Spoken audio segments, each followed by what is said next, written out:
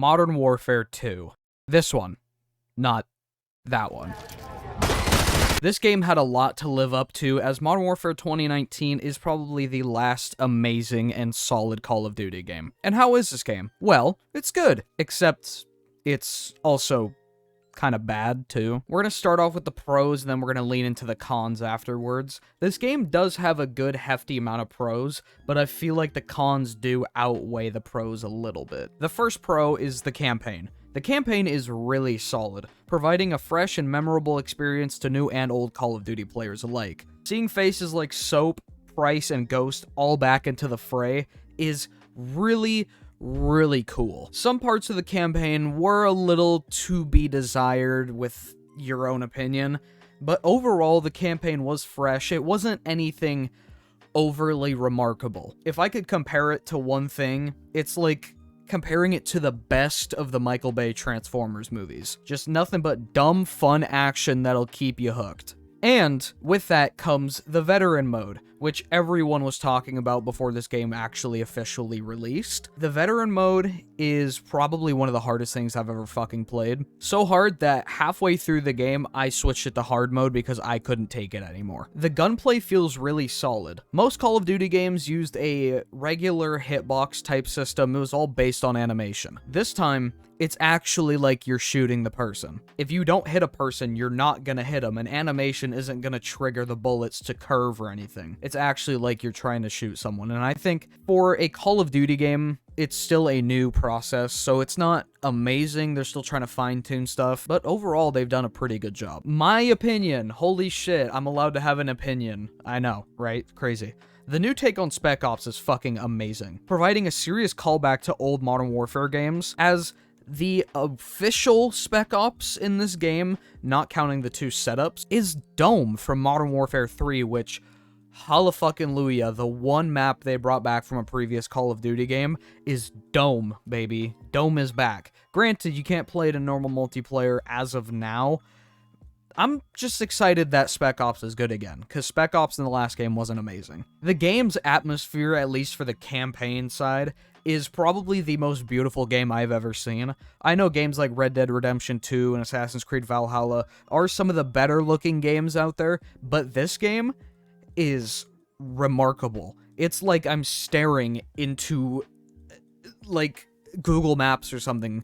I don't know, it's bizarre that they managed to get this game to look as good as it does. The gunsmith, while confusing at some times, does provide you with the best experience with Call of Duty weaponry to date. Some of the tuning and some of the weapon attachments and such do get really confusing, and sometimes you'll unlock something that takes way longer to get, but it's like an arguably worse attachment than the first attachment that you unlock. It's just all about preference, honestly. I like putting attachments on my guns, but some people don't, and that's completely okay.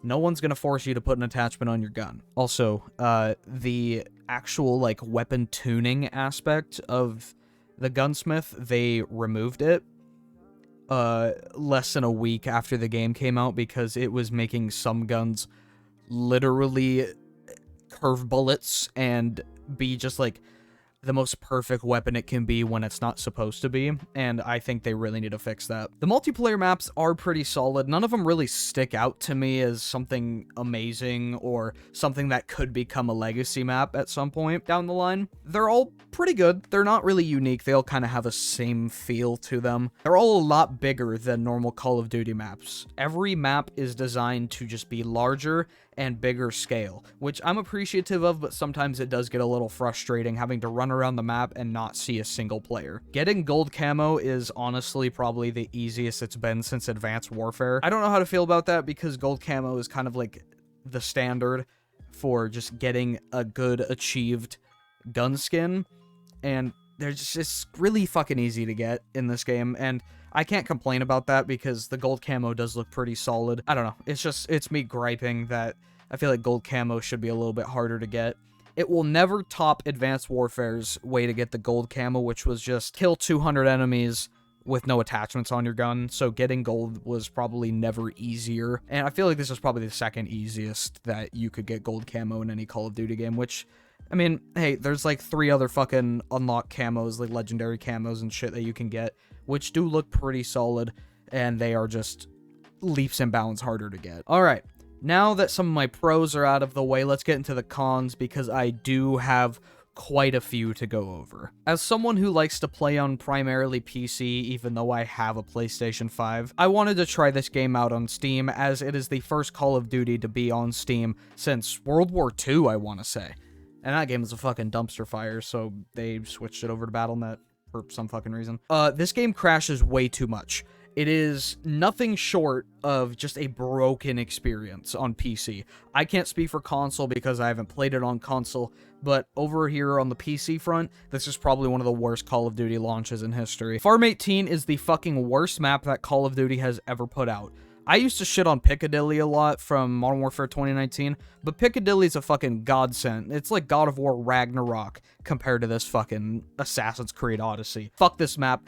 Bring in a map rotation editor so you can just take Farm 18 out and just never have to go on it ever again. This is a dumb gripe with the game that I'm having, but pre-launch, if you bought the game early, you could get the campaign a week early, which I did. It would tell you to restart the game if you decline to upgrade to the Vault Edition, which is an extra $30, which is repulsive, by the way. So if you start up the game, decline the offer the game is throwing at you to spend an extra $30 on shit you will be able to get down the line, you have to restart the game again. And it's just typical Activision, just trying to cram all those microtransactions down your throat, and it's never going to change. The shotguns, while probably some of the best weapons in the game, they are a little too powerful, I think, with long-range attacks, that is. While it's fun in Spec Ops and messing around with friends with that shit, please fix it for just regular casual multiplayer.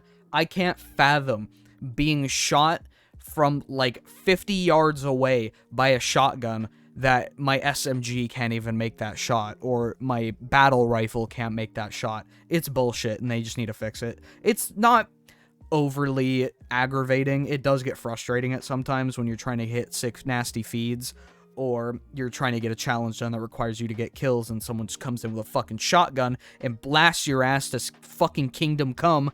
It does get frustrating after a while. Back on the maps thing, the maps are just kind of bland. They're not bad maps, minus Farm 18, of course. They're just nothing overly remarkable. I've definitely seen better maps in preseason Call of Duty games like Modern Warfare 2019, and even to an extent, Black Ops Cold War had some pretty solid maps as well. Matchmaking is fucking broken. It's atrocious. It is probably just up there with some of the worst Call of Duty matchmaking issues a week after launch. Sometimes you'll sit in a queue for 5 to 10 minutes, you'll have to re-queue, and then it'll just do that to you again. And then if you back out of a game, or if you back out of your friend's lobby, the entire thing will fuck up, it'll bug, and then everyone will have to restart the game. At least on Steam. This is from a Steam perspective. I don't know how it is on console, but for Steam, and I'm assuming Battle.net, it's just fucking broken. They just need to fix it. That's my one fucking gripe with matchmaking. I shouldn't have to sit in a lobby for 10 minutes to find a game that I'm gonna get fucking wrecked on. There's no hardcore game mode at launch, which I have a really big problem with. I love hardcore. When I played Black Ops 4 for the little time that I did, and even to an extent Black Ops Cold War, all I played really was hardcore. Hardcore is probably my favorite game mode in any Call of Duty game. For a while, I used to primarily only play core, but with hardcore, it's a good chance and a good way to try and flex some of your skill with guns you don't normally use, like pistols. Like that Desert Eagle, I really want to get that thing with akimbo. I can't really do that in normal core because the thing is kind of dog shit in regular gameplay. With the new shooting system and the way that the game's animations do track bullets, it does get a little finicky at times. You can shoot a person in the fucking head with a rocket, and they will eat the rocket and live. It does get a little frustrating, but at the same time, it's a new system. I can't really bitch about that too much. Spec Ops, while it is really fun with friends and does provide a multitude of challenges, it's not enough to satisfy me, as it only took me about less than 2 hours to complete all 3 modes. Granted, you'll get extra rewards and pretty good EXP for running through them multiple times, and you can try and get the challenges done to get all 3 stars on each.